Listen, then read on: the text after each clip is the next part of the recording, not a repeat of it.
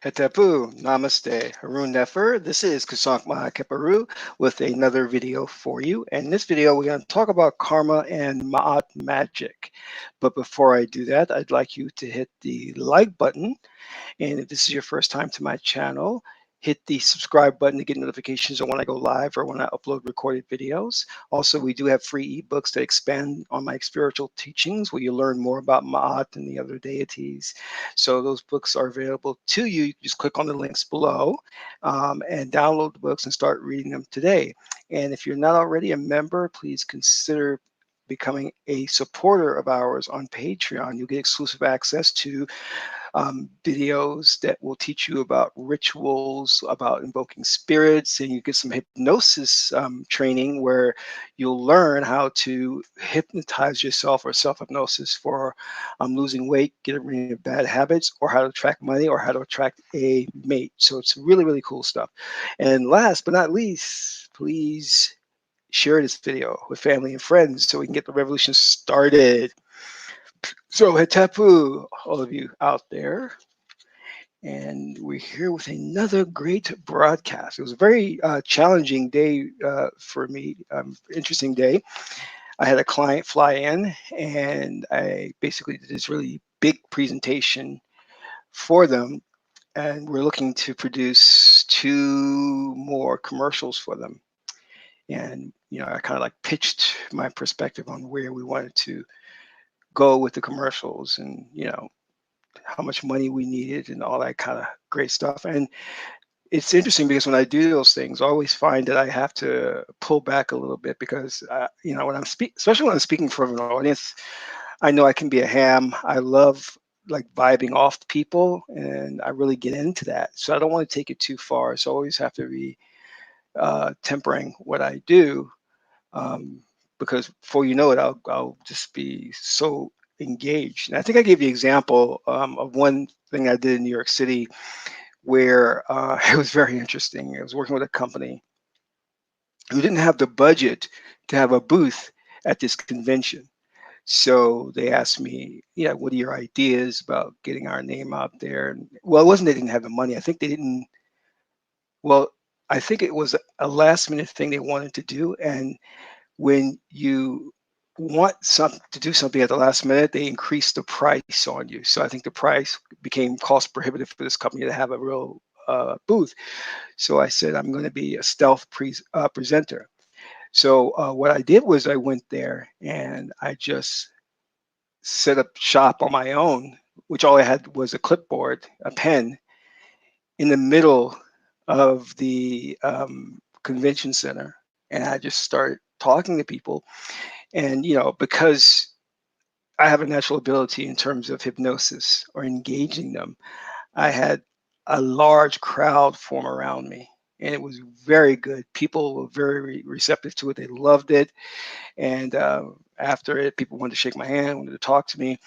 And I was a little bit nervous doing that because I was concerned that, security would come and say, hey, what booth are you with? Like where are you from? I don't see your booth, But they didn't do that. Most of the people, again, were just very happy at the presentation. They were like, wow, this is interesting. And, for brands or companies that don't have a position in the market, getting someone like me aboard as a consultant really helps them because there's not too many people out there who know how to position them, and not only that, but have the skill set to do it. So and that skill kind of translated to other things in my life, such as filmmaking. When I was going for investors, I knew how to do presentations. So that's one of the reasons why I really got heavily into NLP, which is neuro linguistic programming, and hypnotherapy. because I saw a lot of benefits to that. Because when you can captivate an audience or captivate somebody's attention, that opens the door to their subconscious mind, to where you can start healing them and start working with them in that way. But we don't understand these occult practices, so we think that, we get caught up in terms of like an Anthony Robbins, who goes and makes these speeches and charges $12,000, $15,000. It's not just about motivation. You see, in Kemet, Egypt, we looked at things as healing. You know what I mean? So there's a great opportunity there to heal someone. But they don't use that. What they do is they just focus on the ego, the self. And look how great of a presenter I am. I can charge and command all of this money. And it's really ridiculous, which is, you have to understand, is one of the problems with the hip hop rap industry.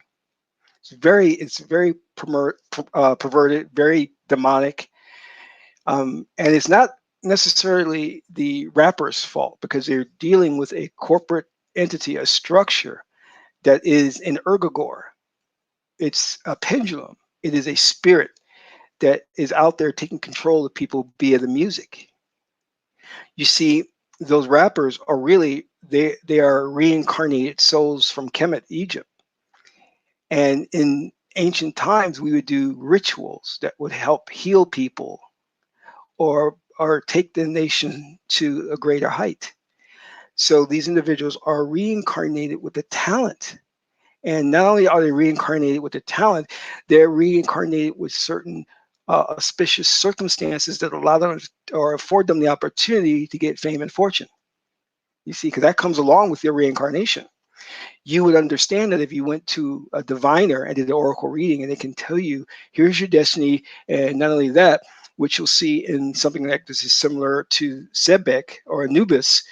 And he is what we call is the opener of the way, meaning that in order for you to get to where you need to go, you'll have to deal with Sebek. And Sebek deals with your belief system. And he'll open the way to your success. This is why certain people come into this lifetime, and you'll notice that they just fall into money, fall into fame, without actually having to do any hard work, because they have set the stage in previous lifetimes, so that when they get into this lifetime, things will happen. And just to share a little bit about my story is, one of my previous lives, I was the inventor, Benjamin Banneker. And I did a whole video on how I discovered that and all that. And one of the things that was interesting about us is that my parents had moved. We were, I was born in Charlottesville, Virginia. So we moved to Virginia to New York, and where I grew up was directly next to Benjamin Banneker Junior High School. And there was always something that really, I felt the strange energy when I would walk past that school. I never attended it, but I was like, wow, this is something. And then when I really discovered the fact of who I was, and that was a long, involved process where I had to go to a priest, and he did a reading to confirm that I was Benjamin Banneker, I began to realize that, not only are you incarnated with a specific talent, but there are certain situations that are set up for you. And in this case, for me to recognize the achievements I had made. So that school being named after me and one of my past lives was a way of me seeing the fruits of my labor from that past life. So, and we're going to get into that. And this is directly what Maat is all about. So for those of you, I have a deep, profound love for Maat. And she is my clan. She is my destiny. And one of the books that really gets deep into Maat is Maat, The 11 Laws of God by Ra Unefa Amen. So I really believe that everyone should pick this book up, learn, read it over and over again, because it has some really deep spiritual principles in here. And a lot of people read it and they're like, "I was a little complicated." I said, "That's okay. Just read it a couple of times more and it'll gel. It'll crystallize eventually." So when we look at Ma'at, you'll see that one of the things that how she is represented in the hieroglyphics, or what we would call is the Metu Neter, is she's holding the scales of what appears to be the scales of justice. And on one side is a heart, and the other side is a feather. And you'll see at the top of her headdress, she has the feather, ostrich feather. And this is a symbol of being lighthearted, being optimistic, And that's something I had to learn a lot in life, was that you have to go through life very optimistic and very lighthearted, meaning you're not taking anything to heart. You cannot be heavy-hearted, because that will be a detriment to your next life, your incarnation. And this is what a lot of the Buddhist monks train, Tibetan monks too train, is to not be tied to earthly possessions, to materialism, because they know in tying yourself to these things, it'll have a direct impact upon the afterlife, because you go through a judgment. There's a judgment scene. Okay, so it's important to understand that. And what happens? See, we don't. This society it is such a corrupt society that it does not prepare you for the afterlife. What it should, it really should do that. You should not go through life not understanding what you'll need and the tools to get you through your next incarnation or next existence. Very important on that. But let us get down to understanding Maat and karma, because they're very, very important and play a role. Specifically, what I want to cover here is mod magic.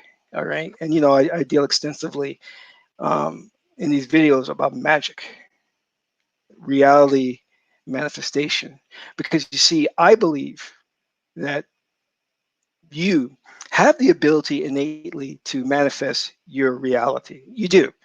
We know this by quantum mechanics, which tells us that reality does not exist apart from the observer. So, in order for you to have an experience, there has to be you, the observer, there to create the experience and interact with the experience. It's kind of like a video game where you turn left or turn right as the player, and the computer generates the scenery. That's what you are doing. You are such a powerful magician. You're a divine being. You're God man, God woman, and you are constantly generating the scenery. You have your foreground players, your background players, your buildings, all of that. Which is why I had such a love for filmmaking, and because it kind of related to the idea of, hey, this is what life is all about from a spiritual perspective. You are the actor, you are the principal player, the star, and the script has been written by Tahuti or Thaw, and you agreed to be a performer or be an actor in that screenplay called Life. You agreed prior to being incarnated. And it's important to understand that. When I was going through and studying in the priesthood, I can recall meeting a number of women who had adopted the name of Maat. Now, I can go into a lot about naming ceremonies and how you shouldn't arbitrarily pick a name. That's not what you're supposed to be doing. But a lot of these women would just take on the name of Maat because they probably had an affinity for the deity. But it's still wrong. But the thing that made this particularly bad was the fact that these women who I had dealings with were some of the most deviant, degenerate women I've ever met. And there is a lot of that going on, you know. And Ma'at is the deity of truth, justice, righteousness. And it calls for you to live your life in a certain way. You must understand that. And these women didn't understand that. And I had to divorce myself of any interactions with them because they were just so degenerate in the way they acted. So understand that if you are interested in taking on the Kemetic name, you should go to my website, yourkemeticname.com, which really explains the importance of your name. Having a name like Bob, John, Tara, Beth or whatever. I mean, it's great, but you're supposed to have a name that helps you fulfill your destiny, your incarnation objective. And your name is a mantra. It is a word of power. It gives you power. It's magic. So this is something that when you're ready in your journey, you should make a commitment to change your name. You don't have to do it legally. but you can just adapt your Kemetic name and have people call you by that name in the circle, which we would do in the priesthood. And you'll find that once you get your Kemetic name and you have people call you by that name, find that your life takes a turn for the better. Things start to work out for you. Things come into play that allow you to advance your career, make more money, find that individual that you want to spend the rest of your life with, especially if you are in a relationship. You both should be calling each other by your Kemetic name. One of my gripes is with the Muslims is that everyone's John Muhammad, Steve Muhammad. You know, that's taking something too far. When you start to name yourself, everybody names itself after so-called religious figure who had high morals, and he didn't. But it just speaks of some type of dysfunction, the way I see it. Fanatical behavior. All right. And it takes away from the uniqueness of who you are, because if you have a name which is a conventional name that everyone has, it doesn't speak to your individuality, and more importantly, it doesn't really help you fulfill your destiny. So let's get back onto the Maat magic, okay? And natural, you're absolutely right. Maat, that energy does not play. Maat takes no prisoners. She is it's known as a very cold energy, you know. And in a way, you have to understand that in order to live truth, you can't be susceptible to emotions. You have to be impartial. People can't sway you left or right. It's very important to understand that. But Ma'at is God's love. And it is love in the truest sense of giving, seeking nothing in return, even given to your enemies if they have a genuine need. And that's hard for a lot of people to understand that. Give to your enemy that has done a lot of foul stuff to you because they have a genuine need. This is why a lot of people don't understand Maat and don't get into the depth and breadth of what Maat is about. Now, Maat also, relates to the Christian Bible and the Ten Commandments, which was inspired by Maat's 42 negative confessions, meaning that when you pass on to the next life, or you go into the inner planes, you'll go to a judgment scene, and you're required to recite the 42 negative confessions. And there are many interpretations of that. And let's take a look at just some of that. And I'm going to explain a little bit deeper about what that's all about, because there's a lot of misconception around that. You know what I mean? So if you look here, we have various different versions of the 42 negative confessions. And the negative confession is really what they're trying to say here by using the term negative confession is that um,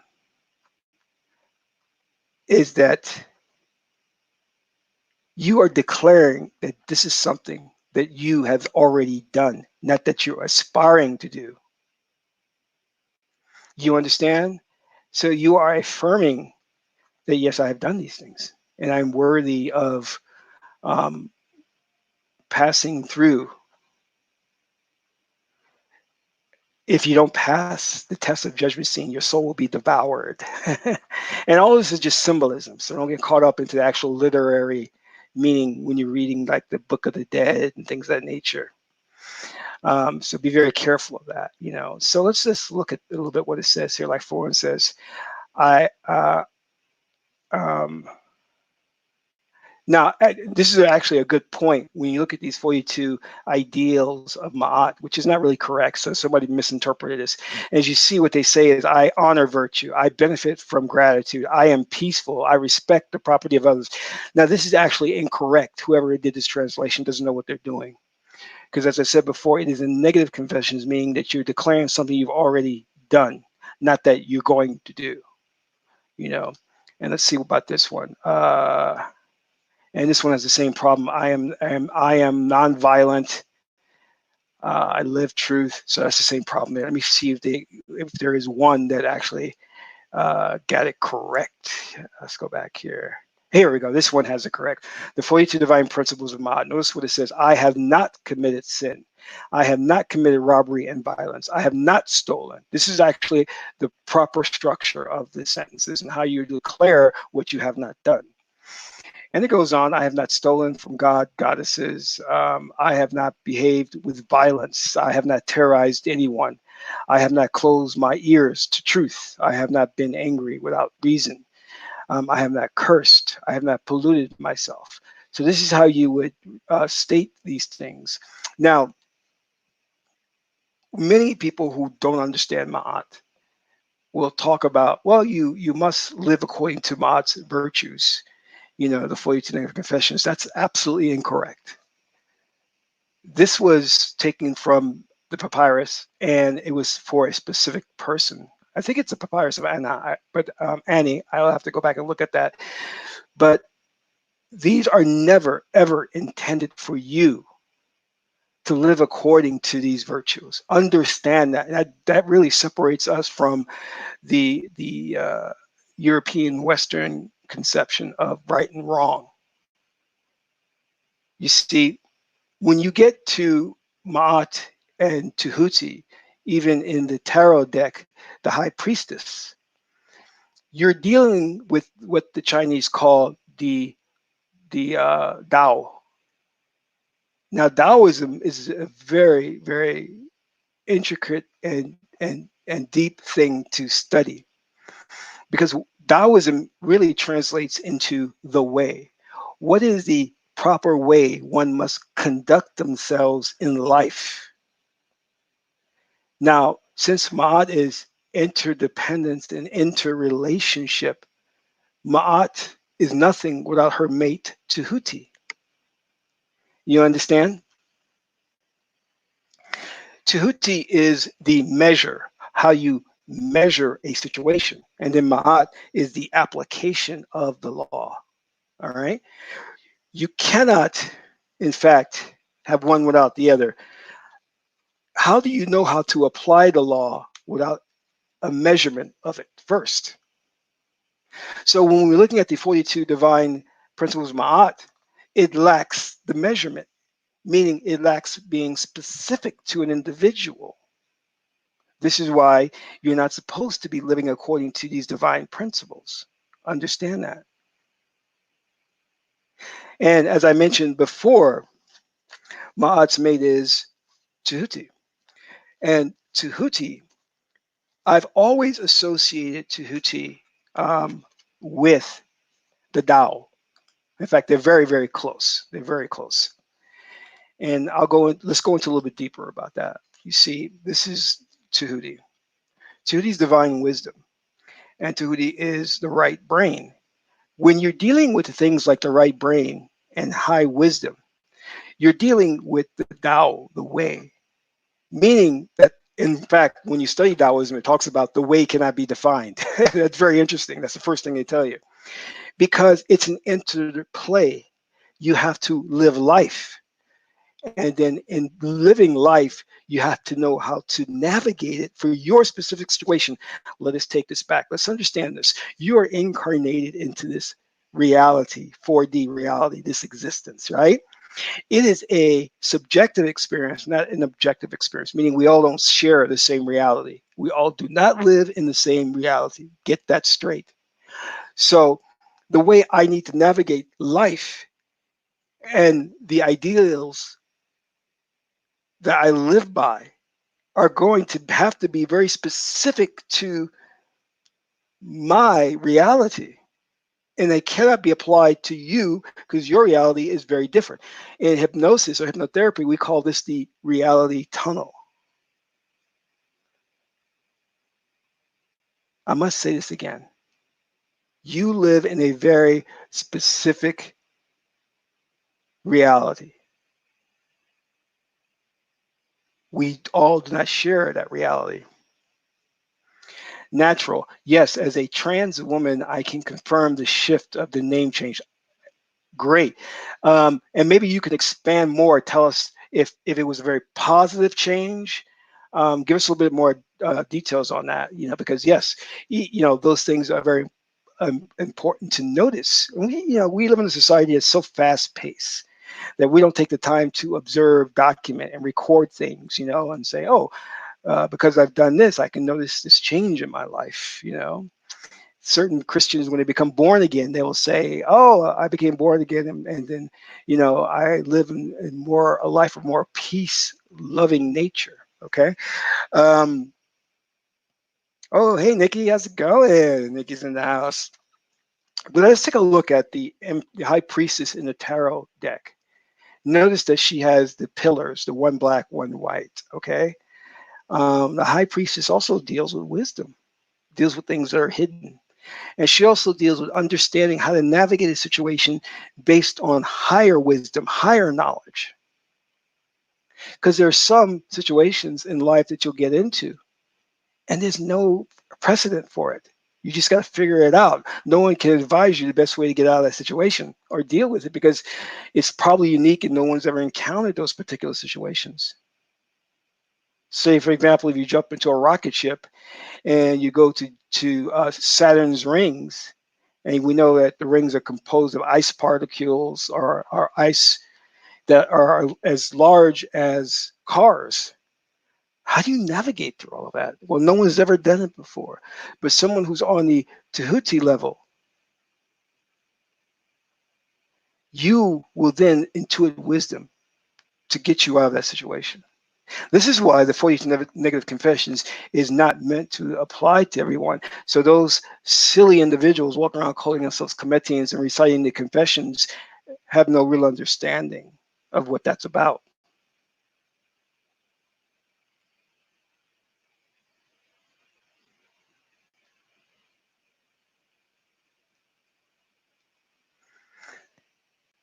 So let's go on.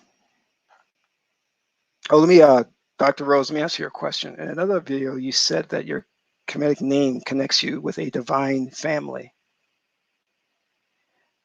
But what if you have an affinity with a Kemetic archetype not represented in your Kemetic name? Just curious. I never said that your Kemetic name connects you with your divine family. What I was saying was your incarnation objective determines your clan. Your clan is very important. So I think that's what you are referring to. All right. So yeah, but your Kemetic name is based on your incarnation objective, what you must accomplish in this life, so that you can successfully fulfill the objective that Neter or Neteru set for you. Because Neter, God, is looking to have an experience, and it needs you to have that experience.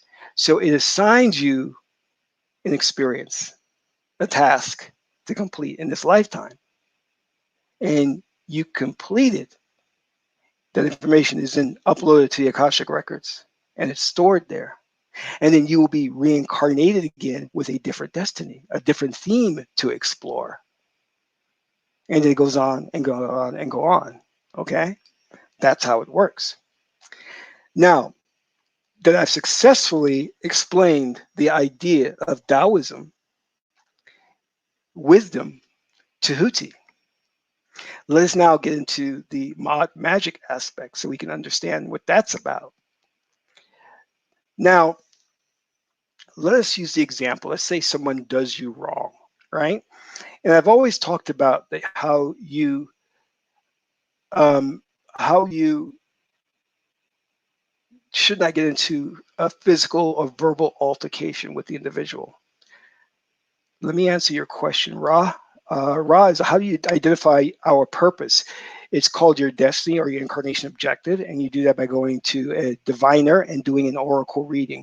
The oracle will then reveal to you what your destiny is. Okay, and then Once it reveals to you your destiny, then that destiny reading is used as the basis for your name, so that when someone calls your Kemetic name, it creates an energy vibration to remind the subconscious mind to fulfill your objective in this lifetime. Okay. Hey, Cameron, Tapu, welcome, welcome. Um, so in the Wiccan community, if someone does them wrong, what they will do is they'll cast a spell against them. And in the Kemetic religion, and you know I hate using that term religion, but I've always said that don't engage in any type of verbal or physical altercation. If you're having problems with your mate, you know that your mate is somebody you manifested, that they don't really exist. They're only a part of your reality. They're a part of your belief system and thought system. So you have an impact on how they behave because you're God and you create everything in your reality. So if someone is acting in a way that you don't think is in alignment with what you want or with truth, the way you deal with that is you sit and you meditate and you visualize yourself interacting with that person and living and working together in harmony. Now, someone does you wrong. Someone robs someone in your family, or maybe, God forbid, they murder someone in your family and they get off because we have a corrupt court system, judicial system. Our systems are so corrupt. Well, what do? You can go to a babalao, a priest, and say, please do a ritual. Most people caught up in the emotions of the time will put a curse upon that individual. And so that individual will have something happen to them in return. Now, here's where things get tricky. Nothing wrong with doing that. In fact, along with Maat, because you must understand one thing, that the law means nothing if it cannot be enforced. So with Maat, you have the god Harukahuti, warrior god. And if you violate the law, Maat sends Harukahuti after you. Now, in our society, we believe in retribution,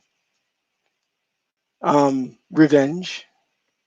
So many people, again, caught up in the emotions, will invoke Harukahuti or a demon or a spirit to go and seek revenge for the wrong that was done to you.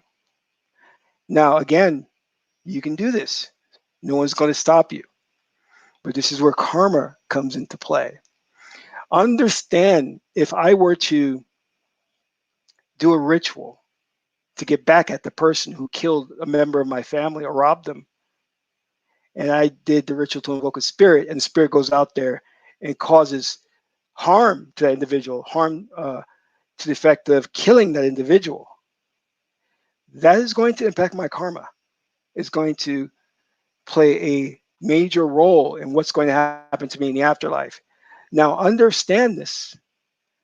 God is not interested in punishment. That is not what God is about. This is why the Bible is such an immature and misguided idea of what God is. God does not punish. That's not what God is about. God is supreme love. God is Ma'at's love. What God wants to do is to restore balance.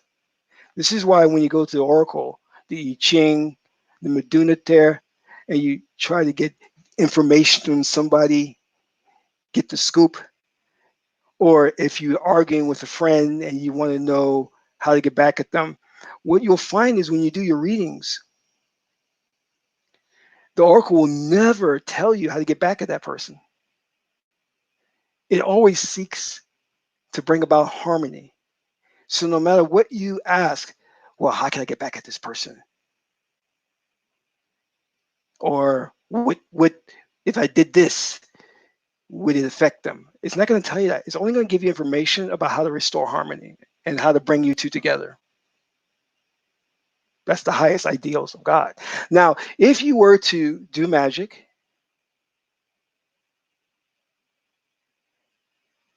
to right a wrong that someone has done to you and that person dies or they get into an accident themselves,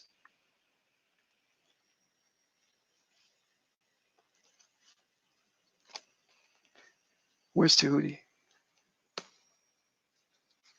What did, hold on a second. Hold on a second. I lost it. When you do those things, it is recorded.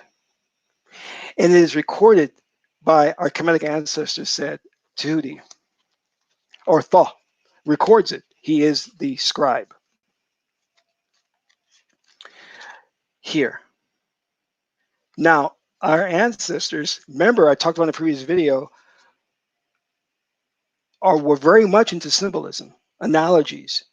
So when we talk about God Tahuti recording these things, we're not really talking about the deity. We're talking about your subconscious mind, your spirit. That's what Tahuti is. The spirit, the subconsciousness. It's going to record that. So that memory or that event is now going to be a part of the Akashic records. So that when you go before judgment, your consciousness, your subconscious mind will judge you in the form of Tahuti. Does that make sense? You see what I'm saying?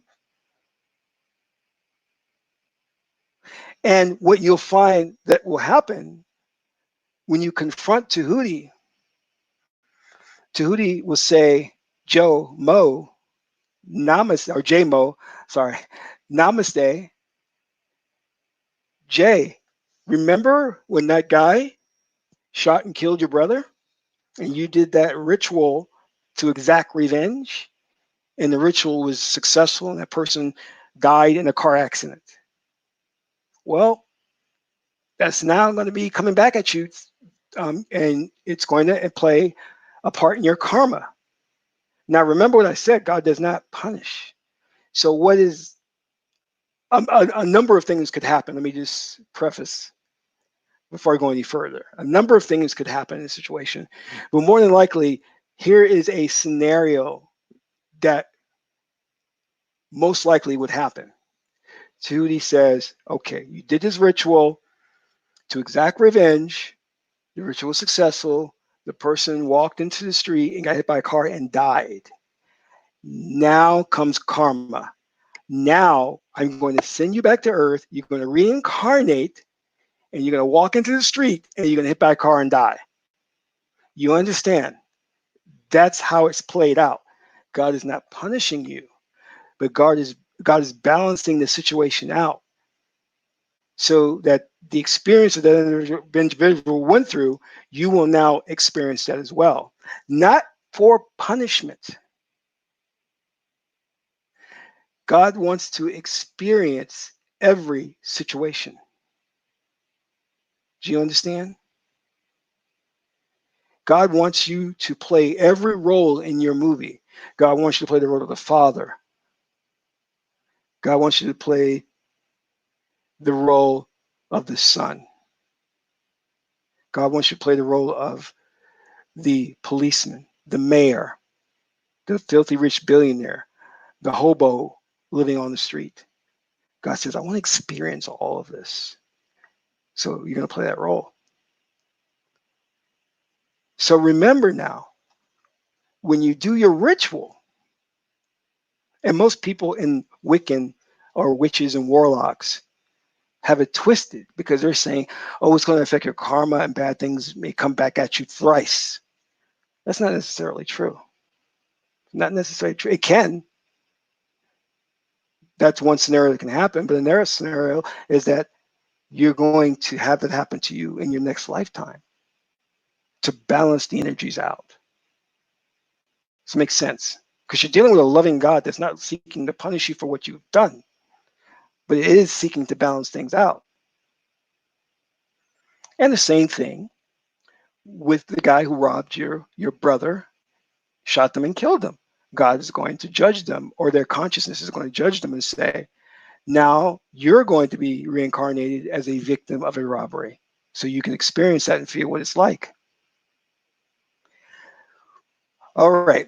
Now, with that as the foundation as to understanding of how karma can work, now comes to the next level, which is Ma'at magic, which is a very high form of magic.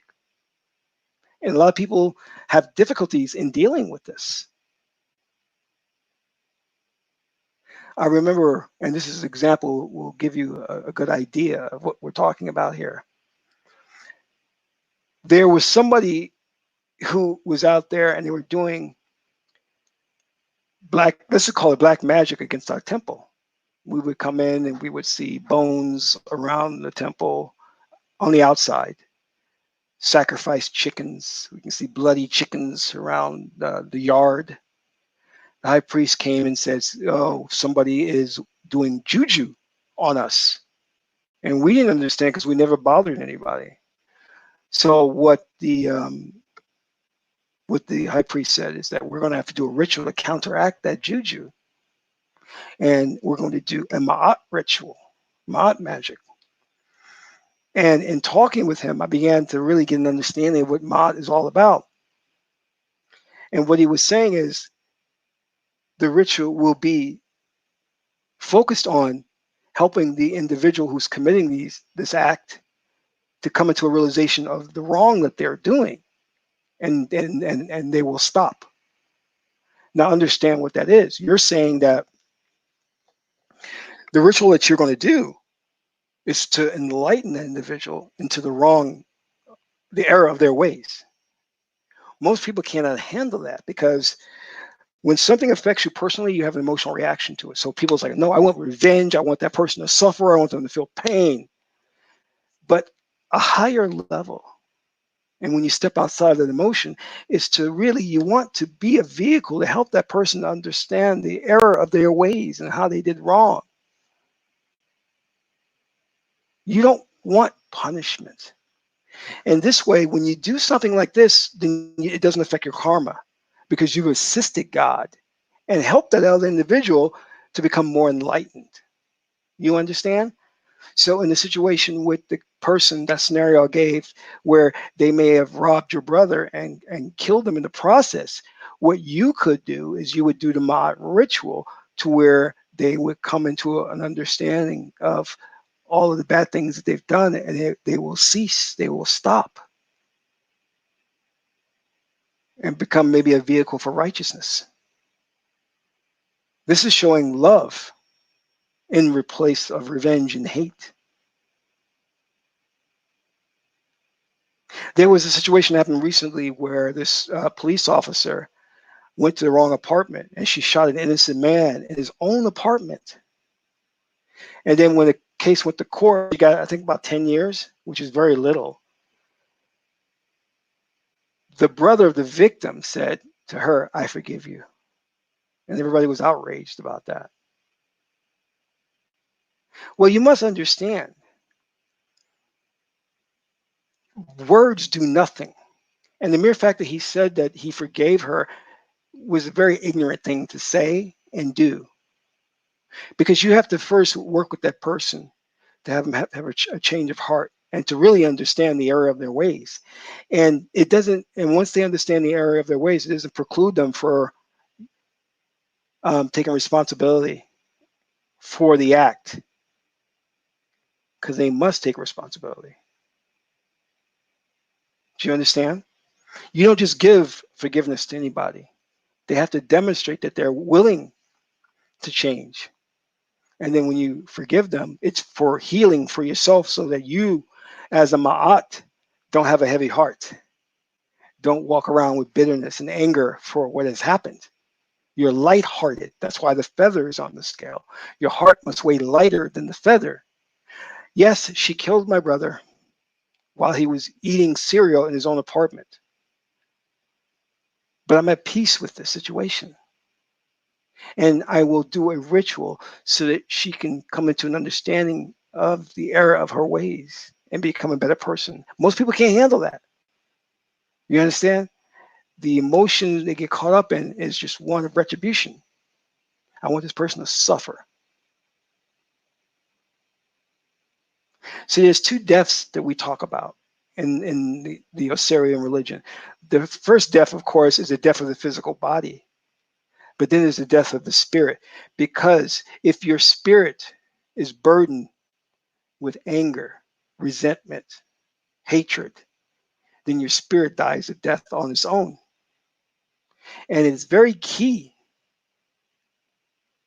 in this religion, the Osirian religion, that we protect our spirit, that we keep it pure. Because when we go before judgment, our heart must weigh lighter than the feather. Do you understand?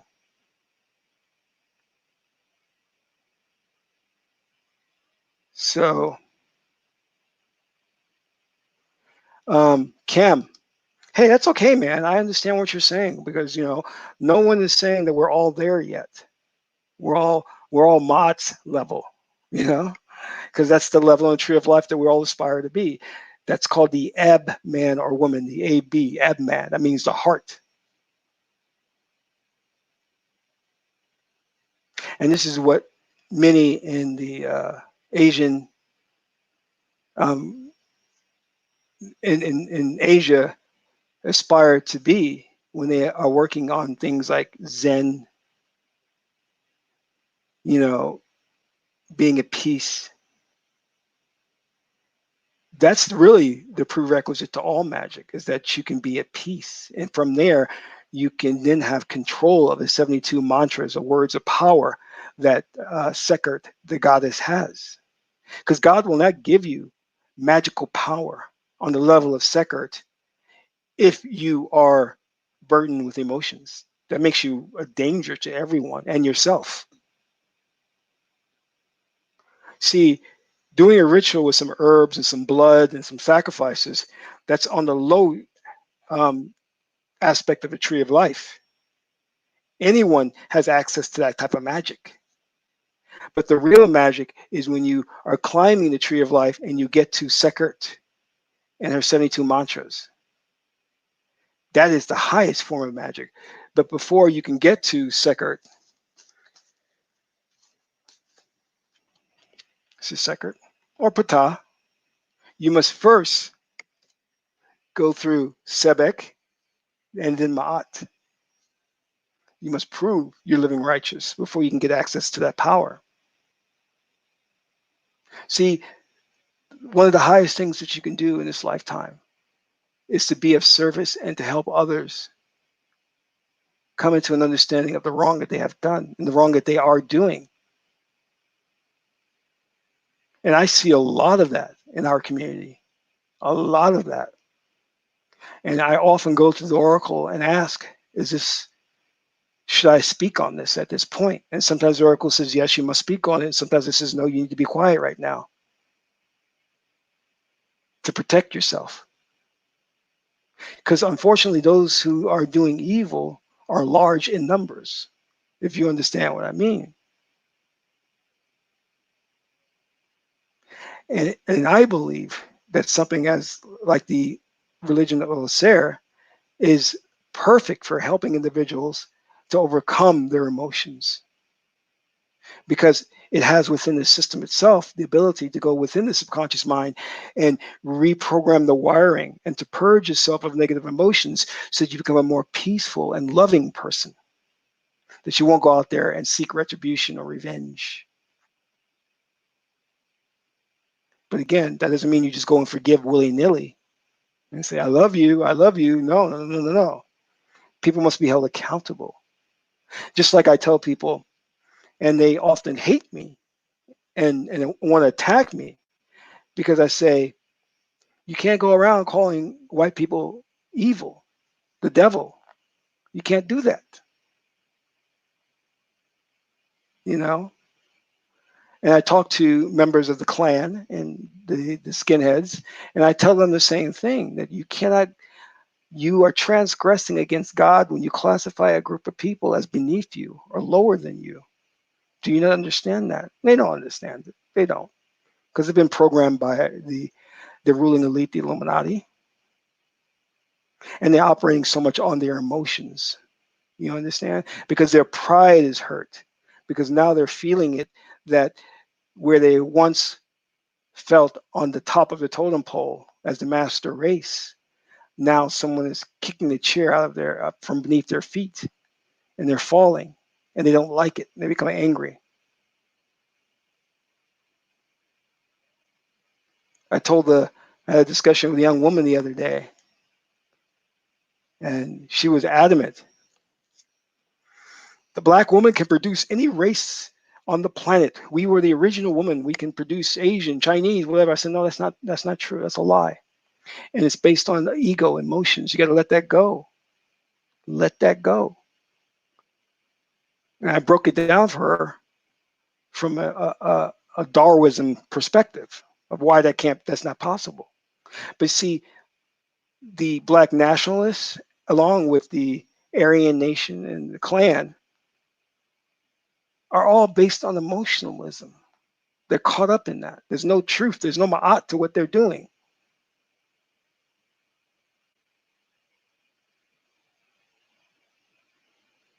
People say, well, do you endorse um, interrelational or racial arrangements? I said, for one, you have to go to the oracle and see if that's for you. Ask God. But in reality, we are all consciousness. So there's no color. You have to think about that. Then they get angry. I said, well, the only reason that you are advocating for dating just exclusively within your race is an ego thing. Case in point, the Chinese. Very, very wonderful and rich culture, but a very racist perspective and very ego-centered. And many of the Chinese sages, like Lao Tse, Confucius, were trying to bring the population to a higher level of understanding and enlightenment. And I've said this, and I don't care how people like it or not, and I said this for a long time. I said many people in the African American community have to understand that there is, they're engaged in, backwards behavior. And that needs to be ferreted out. You got to purge yourself of that behavior before you can talk about revolution, before you can talk about getting your rights. You have to first deal with housekeeping. Many people don't want to hear that because it's the truth. Society is not based on truth. The society wants to focus on that which feels good, which feeds the ego. And the ruling elite foster that because they know how to play groups against each other.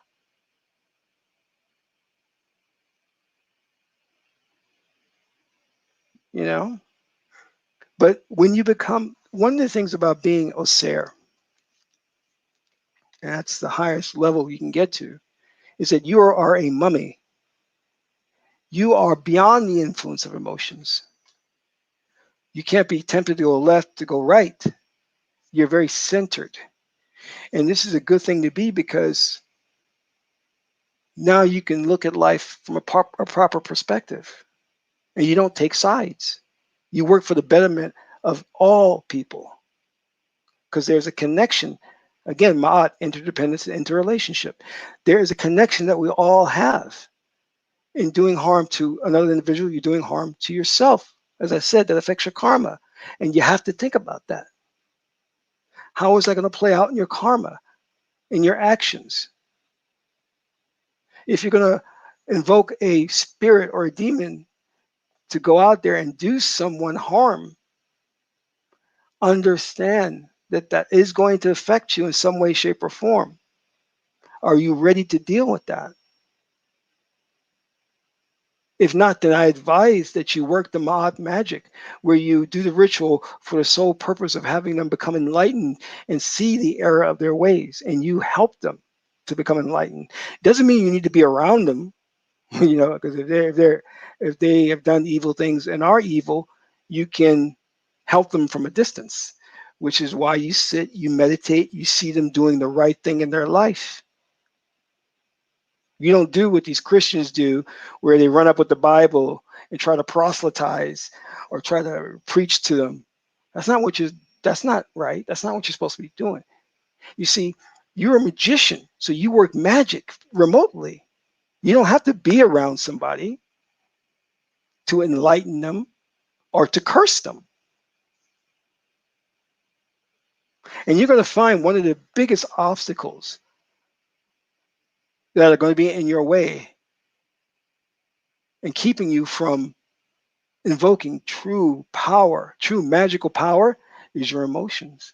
Magic is not going to work when you're emotionally caught up in a situation. This is why many times when people want to come to me and they say, "Hey, listen, can you do this ritual for me, or can you help me with this?" I say, "Okay, well, take a couple of days, relax, take a step back, so you can come back to this and look at it objectively, because you're too caught up in this now.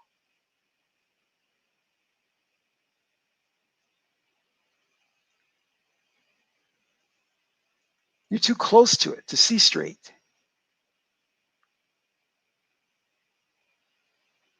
I had a situation today where I almost hit the wall dealing with the bank in regards to some international currency. The bank screwed it up. I was so livid. I was so angry, almost to the point of yelling at them on the phone for screwing this up.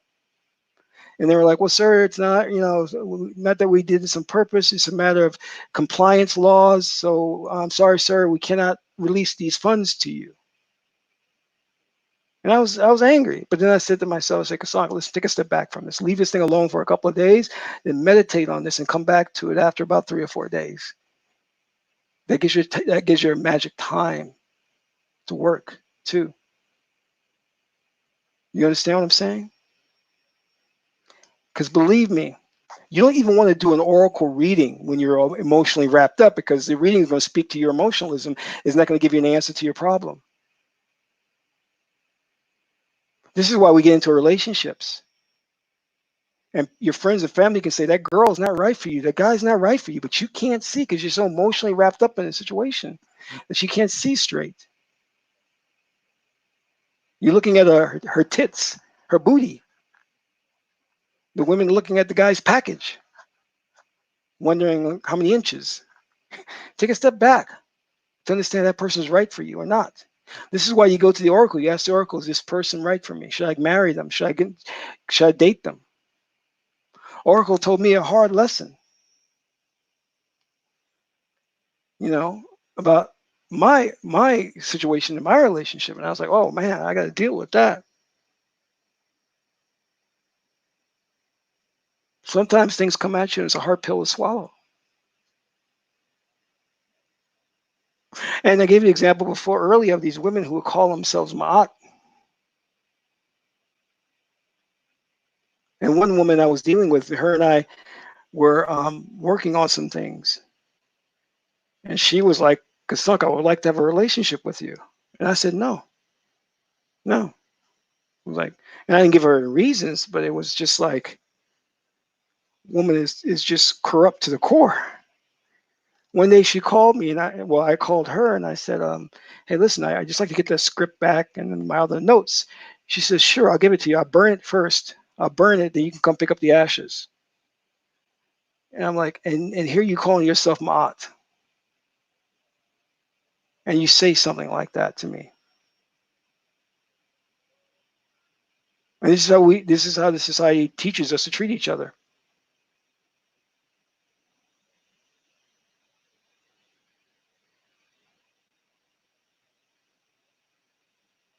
So just understand, Maat is a high calling. But that's what you're here for. You're here to explore your power and to become enlightened. You can do what everybody else does and live what we call a sahu, which is live by your animalistic emotions. You can do that. That's going to affect your karma too. Or you can strive for a higher goal.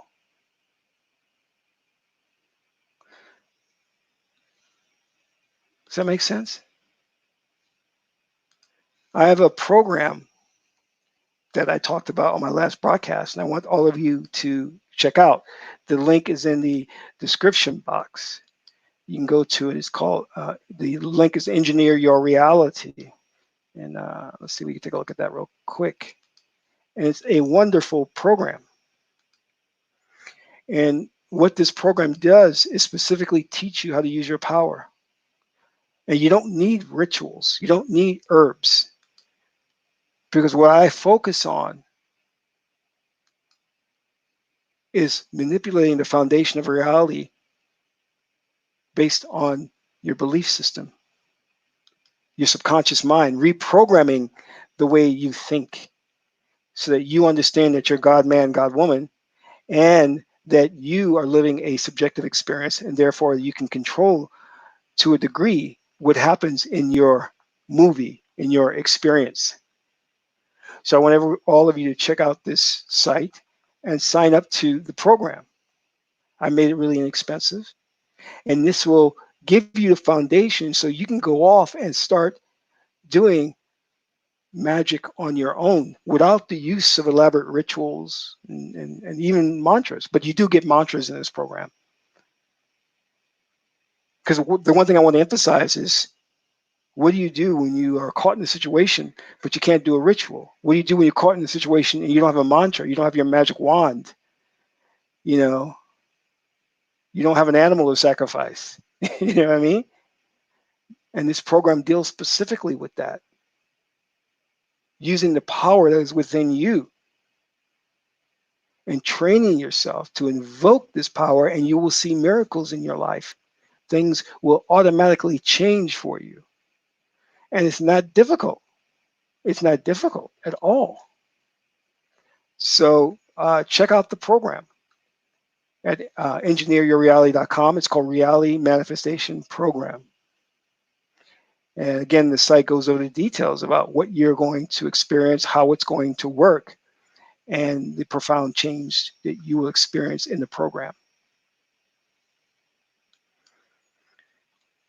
Awesome. I want to thank you all for attending. And and staying up late for this broadcast. But it's always good to get this information prior to going to sleep, because you can take it into the dream world and it can cement that into your subconscious mind. And that is the goal. You see, you don't want to have to work toward living truth. You want it to become automatic to where you don't have to think about it. This is why you find, like, a lot of Buddhist monks, what they'll do is they'll chant or recite the prayer over and over again. And what that does is it transfers it from the left hemisphere of the brain to the right hemisphere of the brain, to where it becomes cemented into the subconscious mind. And then they will act in alignment with truth without thinking about it. See, Christians walk around saying, you got to love God, you got to do right, you got to respect your neighbor. You don't need to think about those things, and you shouldn't be thinking about those things. Those things should be baked into the fabric of your being. And the way you do that is through hypnosis. And hypnosis, merely all that is just putting the left brain to sleep and awakening the power of the right brain. See, the right brain, or consciousness within us, is symbolized by Osir, which we call the indwelling intelligence. It is God's intelligence within us that can direct our lives, direct our actions to live a very prosperous life, full of abundance. And abundance is Maat. All right. And don't forget to donate to the channel when you get an opportunity. It was funny because I know a lot of you were asking in my last broadcast. They were like, well, where do we go to donate? So there is a super chat here that you can click on, and you can donate using the super chat. That's one way of doing it. And another way of doing it is that, you can go through the link that I have. Let me just put that link and see where I have that at. And I often go and I watch other people's channels, and I actively donate if the message that they are given is or presenting, I should say, is really good. So let us support one another. It's very important, especially those who are trying to live truth and are working to advance the cause of the population. We want to free the planet. You know what I mean? We want to bring an awareness that the planet has been imprisoned in left brain thinking and controlled by the ruling elite. And we want to free it from that control mechanism. Because when we can free it, then we'll come into the realization and to our power and to our true lineage. Again, as God men, God women. This is Kasak Maat Keperu, son of Maat and Tudi. Maat is the goddess Henaru. Until my next broadcast, Amun Ra.